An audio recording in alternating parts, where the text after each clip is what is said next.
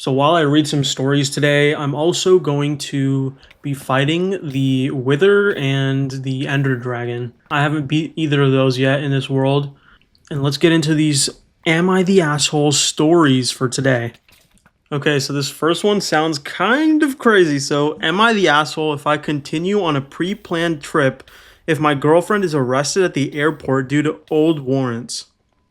I, 34 male, and my girlfriend, 29 female, have been dating for 6 months and have been planning to attend my cousin's wedding in June. We will be flying from Detroit to DC. I booked the itinerary in April. Earlier today, May, she discovered that she has warrants from over the past few years. Says she doesn't remember the charges. I expressed concern that she wouldn't be able to board the flight with those warrants in place. She expressed that she would get the warrants taken care of before the trip in a month. She then asked if I would continue to board the flight if she were to be arrested at the airport.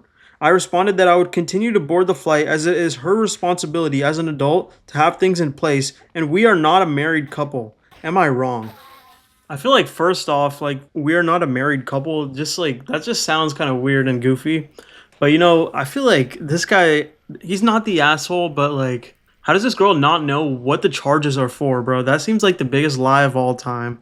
If you have warrants for your arrest, it's definitely not something like parking tickets, so it's probably something actually serious. So yeah, I'd be pretty careful, bro. Some people in the comments are saying hide your credit cards. I don't really know how that has any relation. I guess that makes sense though. And I don't get how she's gonna like sort out the warrants in a month. If they have a warrant out for your arrest, like don't you have to get arrested first? Like what? And it's not even like one; it's multiple. So yeah, I don't know what's going on with her. But yeah, let's go on to the next story. This next one sounds so goofy, bro. It says, would I be the asshole for repeatedly telling someone that she eats babies? When my partner, 58M, and I, 41M, ordered veal, a friend of his, 69 female, said she wouldn't be having the veal because she doesn't eat babies. After the three of us got our meals, she again announced she doesn't eat veal or lamb because she doesn't eat babies, and went on to enjoy her chicken. I like the veal, but her remark was untimely to say the least. She visited a few months later, and for some reason, I can't remember, she announced her stance again, even though we weren't having lamb or veal. Later, when my partner said she would be visiting again, I decided to do some research. I discovered chickens are killed younger than lambs and calves for meat, both in absolute terms and as a proportion of their natural lifespan. Lo and behold, at an afternoon gathering with various other people, a wedding menu was discussed, and she proclaimed, "I don't eat babies," yet again. I said, "But you eat chicken." So? They're only around 6 weeks old when they're slaughtered for meat. No, they're not. They're fully grown. That's because of how they're bred and fed. I don't want to hear it. I don't want to hear it. Shut up. I shut up as to not cause more of a scene. Months go by and she visits again. I swear her "I don't eat baby" stance must be core to her identity because I kid you not, she announces it again. I'm seething inside, but I don't say anything. I can't seem to let this go. She says it in a way that to me comes across as morally superior, which I could possibly tolerate if I believed it were true. Here's what I want to do, and would I be the asshole for doing it? Next time she visits, I want to say with authority, you either stop eating chicken or you stop saying "I don't eat babies." If you continue to do both, you're a liar. Low-key, all I could think about when he said the part at the end was like, holy cornball, bro. These guys are like in their 50s, 60s, almost 70 years old talking like this. Like, bro, what is your problem? Oh my god. This is probably the stupidest argument ever. Yeah, that woman seems kind of annoying, but like if it's really that much of a problem, just like don't invite her over, bro. Like, are you really getting that mad about something this small? Somebody in the comments said, just tell them please stop talking about my food or I'll stop talking about yours is good enough, or just shut up. Because if you say stop talking about my food unless you stop eating chicken, it gives her the okay. I mean, if she stopped eating chicken, would it then be okay for her to whine about babies? So yeah, I think literally all you just gotta be like is like, nobody cares, bro. Because she's just trying to make herself seem morally superior for some reason. And it's just kind of goofy. Being childish at 70 years old is, that's funny as hell, bro. It's not even funny, bro. It's just corny. Okay, so this next one's kind of long. So it's, am I the asshole for involving myself in this conflict at a restaurant tonight? I, 20s female, was at a restaurant this evening. A high school girl was there celebrating her graduation, wearing a backless/sleeveless dress. She had a bit of acne breakout on her back. Nothing anyone would have noticed or cared about under normal circumstances. A young man, early 20s male, was also dining there with his family. He had some sort of intellectual disability, apparently from the time they arrived. At some point, he pointed at the girl and loudly said something to the effect of, "You have pimples all over your back. That's gross. People don't want to see that while they're eating. Go home." The girl was visibly upset. She and her party didn't say anything, but she excused herself to the bathroom and came back wearing a heavy sweatshirt in an outdoor dining area in 80-degree heat. Not long after she returned, the young man continued making loud negative comments about her appearance, how his appetite was ruined by seeing her acne, and how it reflects poor hygiene, and how inconsiderate it was of her to have it visible in a restaurant. His parents, at least I assume that's who they were, apologized to the girl's family but didn't actually do anything to stop him. His mother even said to the girl, "Believe it or not, it actually means he likes you." Bruh. The people in the girl's party were understanding and told the other family not to worry about it, but there was an unmistakable shift in the mood of the entire room, and it was upsetting for me to be a witness to. One table got up abruptly and then returned. I suspect they complained about it to the staff, but if so, it fell by the wayside on a busy night because nothing came of it. After a few more loud negative comments from the young man, I went to his table and said something along the lines of, "This is making me really uncomfortable, and you really need to do something. It is disruptive at this point." The family apologized to me but didn't actually take any action. Not too long later, the restaurant moved the family to another area, but not before the parents made it clear they felt they shouldn't have to move since their son wasn't deliberately malicious and didn't intend any harm. The friends I was with at dinner were upset that I said anything. They felt it wasn't my place to get involved and that I only embarrassed our party and made things worse for the girl. I was confident in my decision at the time, but I respect my friends' opinions very highly, so I'm starting to second guess myself. Am I the asshole? I'm gonna say not the asshole. You're just standing up for someone that didn't deserve to be made fun of in public. And low-key, his parents were kind of goofy, bro. Like, they didn't even try and stop him. Saying it means he likes you is not a compliment, and I don't think it's even true, bro. I think they're just like making stuff up to make their son seem not seem like such an annoying person. And why do your friends think it's so bad for you to step in? Like, all you did was just say you were being uncomfortable, which is really true. At least you were brave enough to stand up for someone and actually voice your opinions. Your friends were not doing that, so I don't think you're the asshole for that. Defending a child is never a bad thing. The parents are literally using the disability as just like an excuse, which is kind of gross. I mean, like, just because he has a disability, bro, like, doesn't mean you can just let him do whatever he wants. Like, obviously, if they have a disability, we have to give them some grace, but like, you also have to do something to stop it, right? Like, if it was like one time, two times, like, okay, bro, but you gotta like keep him in control, bro. You're the parents. You're the ones that agreed to raise him, so I mean, you're the one that gave birth to him, bro. So come on now. Let's move on to the next story. This one is called, "Am I the asshole for not bringing my kids to see my ex-wife during my time with them?" My ex-wife, Lisa, 41F, and I, 43M, divorced last summer. We share two kids, 10 and 7. My wife currently has primary custody of them, and I get them 2 weekends a month with extra time during summer and holidays. I've been working very hard to change our custody arrangement in order to get more time with the kids.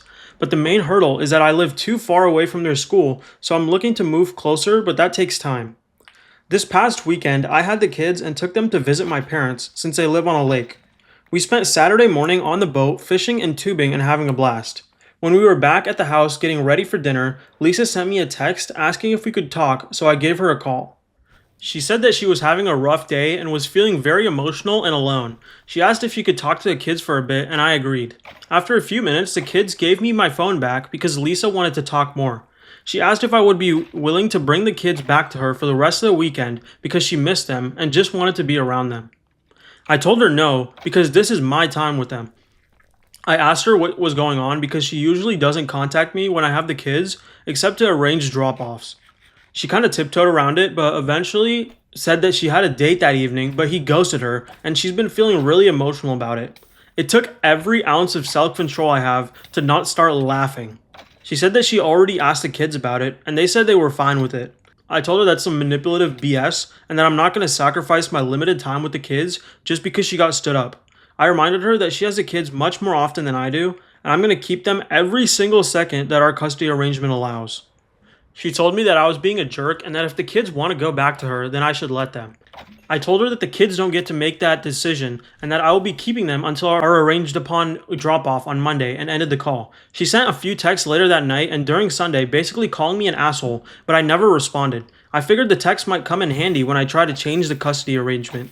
The kids and I spent a lot more time on the lake Sunday, and then I brought them back to Lisa on Monday. She made a comment about how much she missed them and how she wished she could have seen them sooner while giving me a weird look. I didn't respond because it's not worth the fight. I understand feeling emotional about being stood up, but none of that is my fault, and the way she went about it felt very underhanded and manipulative. So I'm gonna say that this guy is not the asshole, and I feel like that she is actually being the asshole. The way she talked to the kids first to get them to agree before asking him so that he looks like the bad guy is actually really manipulative, and some people in the comments even said that they would consider that parental alienation. And I feel like it kind of would be that. This whole situation is so goofy, like from her side, bro. Like, you got stood up so you want your kids to not have fun, but you want them to come back and support you while you're feeling sad and like crying or something. Like, bro, what? You're supposed to care about what the kids want. And the kids are having fun at the lake, you know, spending time with their dad, which they only get like 2 weekends a month. Like, that's barely anything. So yeah, I mean, so she's being really unfair, and I guess I could see why she's your ex-wife, low-key. But yeah, let's go on to the next story. So this one is, am I the asshole for refusing to move from a park bench when tourists who don't like dogs wanted to sit down? It's a heat wave here, so I walked my Labrador later in the day than usual, and we ended the route at a park bench overlooking the city. She was off lead and I was throwing the ball for her. A small group of tourists came by and called for my attention. They said one of their party was very frightened of dogs. My dog at this point was in thick bushes behind me, while the path to get past was in front of me. So I said, "Oh no, are you happy to walk by now while she's looking for the ball? Don't worry, she'll be a while." They hesitated and pointed to the bench I was perched on. They asked me to move or remove my dog so they could sit on the same bench and look at the view. Now, I don't know bench rules, but I felt like I shouldn't have to leave, as I obviously can't move my dog away without me also moving away. I was also there first. Whether that holds any weight in bench etiquette, I'm not sure. I was also hot at the end of the walk and wanted to chill for a minute. So I instead directed them to a genuinely nicer bench around 4 minutes walk away that is situated in the actual viewpoint area of the city. Number 1 on TripAdvisor, in fact. They nodded, but then didn't leave, and started asking several follow-up questions, like, did you say 3 minutes away or 5? And where did you say the steps are again? Etc. I answered quickly, very aware that my dog had found her ball and was now trotting back towards me. My dog looped around them to get back, and when the tourist saw her walking closer, she let out a genuine, blood-curdling scream and shouted, "Please, don't! Please stop!" The others shielded her like she was under attack. I was so flustered because my dog was only walking past to get to me. I said sorry, and they gave me a look and left. Now, I totally appreciate that dog fears exist. I have a phobia myself, so understand how fear is just primal. And I feel terrible that she screamed, but I also don't know how I was supposed to best deal with this. Maybe I should have just immediately gone into the bushes and put her on the lead. Maybe I should have given up the bench. And maybe I'm so comfortable knowing what a cinnamon roll my dog is that I have blinders on to how other people might view her. But I was using the bench first. Does that matter at all? Am I the asshole? Help. Edit. Due to people rightly asking, the park has no rules or restrictions on dogs or dogs being off lead. As someone who was also afraid of dogs at one point, I feel like this person is not the asshole. I mean, like, if you're really scared of dogs, then you should go find a different bench. They were sitting there first. You can't, like, push someone out to go sit there, bro. That's, like, incredibly rude. It's always, like, tourists doing this stuff. I feel like people just act worse when they're, like, tourists. They would not do this, I feel like, in their home country. And this person even gave them a good option, like an alternative of a better bench and a better spot to sit. So, like, really, they had no reason to want to sit there other than being, like, entitled. And low-key, if you're still scared of dogs, like, you gotta just kind of, like, get over the fear, bro. Like, everybody has a dog. If you want to walk outside at any point, like, there's gonna be dogs. So you just gotta get over it a little bit. Like, that's what I told myself when I was scared of dogs. So maybe that would help this person as well. But anyway, let's go on to the next story. This one is, am I the asshole for not contributing to the tuition fee? Hello, everyone. I am 48 years old. My husband has a daughter from his first marriage. She is 22. She never wanted to have a relationship with me, and I have always been careful with her. I never tried to be her mother. I stayed in my lane and kept things respectful. Our relationship was always distant but fine.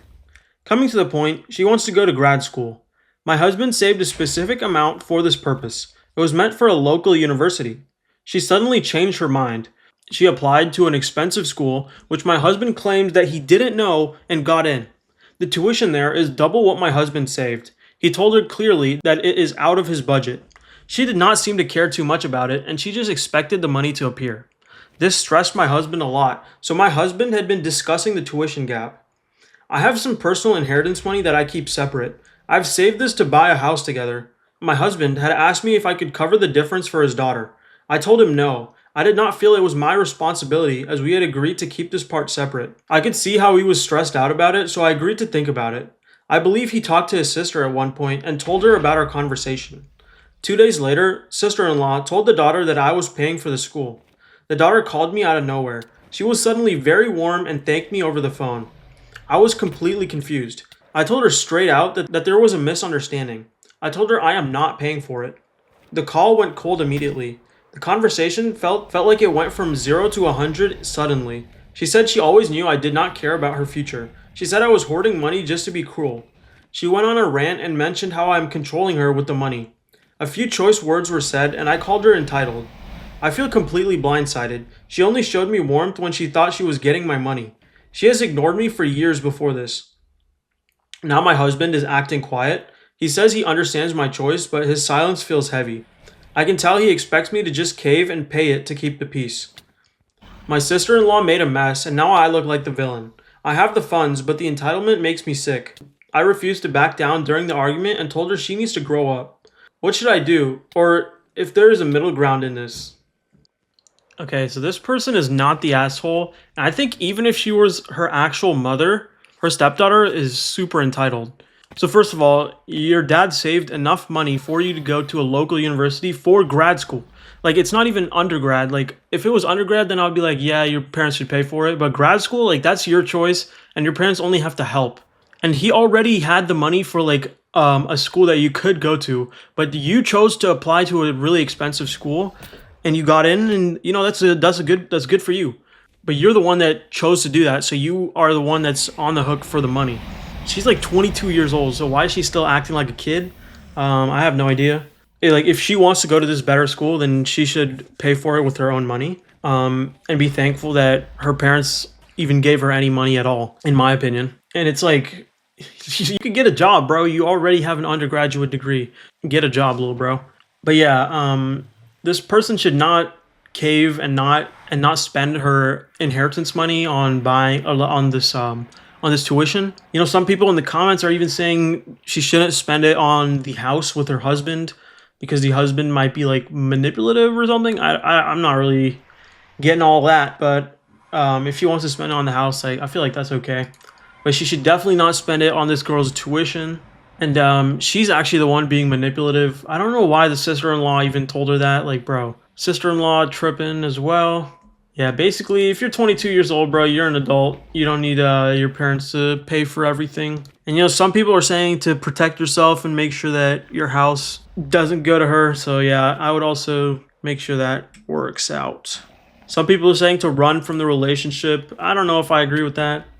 But it does seem kind of toxic, or your husband seems like he's just babying and doing whatever the daughter asks, which is bad.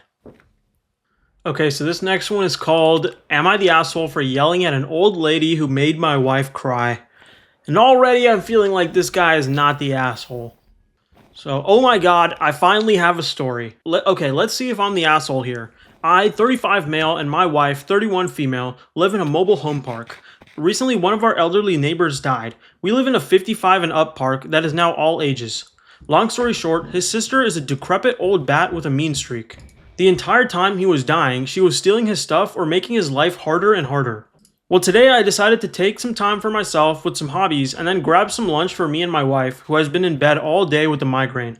A little backstory, after our neighbor died, our park maintenance man said that we are allowed to use his trash can for the city if ours overfills or what have you. since the cans belong to the park and not the individual trailers. Our park is private-owned trailers on a rented lot, so after our neighbor passed, his sister inherited the trailer, but doesn't live there and comes around maybe once a month. Well, after the range, I was getting lunch when my wife called me, bawling her eyes out. After a bit of calming her down, I got the story. Apparently, this old lady had the audacity to come over on our property and scream at my wife about using the trash can we got permission to use, and about plants growing from the trailer park behind us that is separated by a chain link fence. Now, here is where I might be the asshole and a bit petty. I saw red. Rather than talking to us like an adult, she decided to yell at my wife and make her cry. So when I got home, I went off on her at the top of my lungs. And being prior military, it wasn't quiet. I screamed at her. She had no right to come onto my property and yell at my wife for something someone above her gave permission for, and for plants growing from another park that is on her lot. I told her she is a slur for a female dog, and that if she ever screamed at my wife again, I would escalate things higher than her, and she will regret it. I told her she had no right, and that she is nothing but a petulant ancient frick for thinking she had any right to do that. And then about 15 minutes of just screaming at her and telling her what a waste of oxygen she is, I feel justified. But at the same time, I don't like to get angry and yell. In this instance though, with how awful of a person she is, I really don't care. Okay, so this guy, I don't think he's the asshole, bro. The old lady, she was the one that started screaming at the wife, you know, on their property. Like, come on, bro. You're just protecting your wife, which is what every, you know, good husband should be doing anyway. So that's not an asshole move. That's a W move. W husband. People in the comments are agreeing with me. They're saying, not the asshole. Some person said you are the asshole for calling her a B word and for being proud of doing it. But I think that Redditor is a little corny. I feel like he did scream a little bit too long, so that's kind of like 15 minutes is kind of crazy. Me personally, I wouldn't have yelled that long, but you know, she messed around and found out, I guess, is what most people would say. So anyway, here we go, guys. I just beat the Ender Dragon. So yep, that's going to be the end of the video. Leave a like and subscribe, and I'll see you next time.